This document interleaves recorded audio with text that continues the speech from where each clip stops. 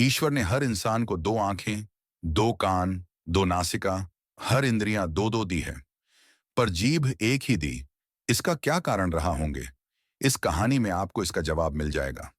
एक मछली मार कांटा डाले तालाब के किनारे बैठा हुआ था।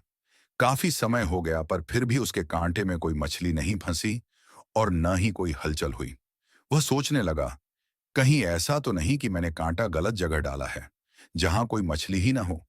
उसने तालाब में झांका तो देखा कि उसके कांटे के आसपास तो बहुत सी मछलियां थीं। उसे बहुत आश्चर्य हुआ कि इतनी मछलियां होने के बाद भी कोई मछली फंसी क्यों नहीं।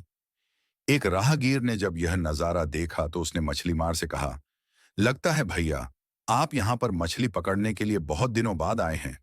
भैया, क्या आपको नहीं पता कि अब इस तालाब की मछलियां कांटे में नहीं फंसती? मछली मार ने बड़ी हैरानी के साथ पूछा, क्यों? ऐसा क्या है इस तालाब में?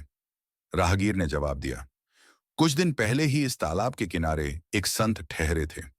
उन्होंने यहाँ मौन की महत्ता पर प्रवचन दिया था।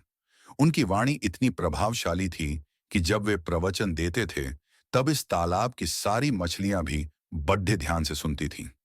उस राहगीर ने आगे कहा, ये उनके प्रवचन का ही असर है कि उसके बाद जब भी कोई इन्हें फंसाने के लिए कांटा डालकर बैठता है तो ये मौन धारण कर लेती है।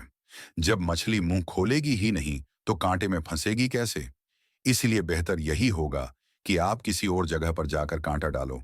ईश्वर ने हर इंसान को दो आंखें, दो कान, दो नासिका, हर इंद्रियां दो दो दी है, पर जीभ एक ही दी।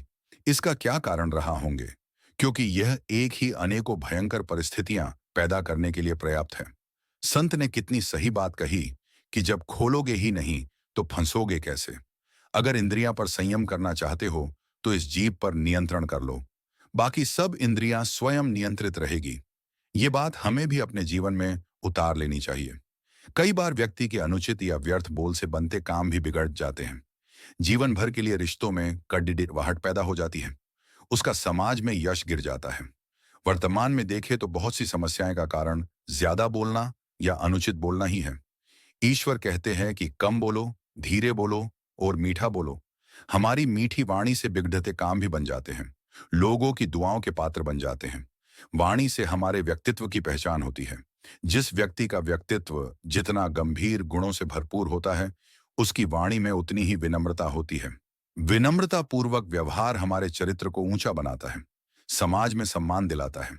कई बार न बोलना भी उचित होता है। अगर आपको हमारी स्टोरी अच्छी लगी हो तो अपने दोस्तों के साथ भी शेयर कीजिए और कमेंट में जरूर बताइए कि कैसी लगी हमारी स्टोरी। धन्यवाद।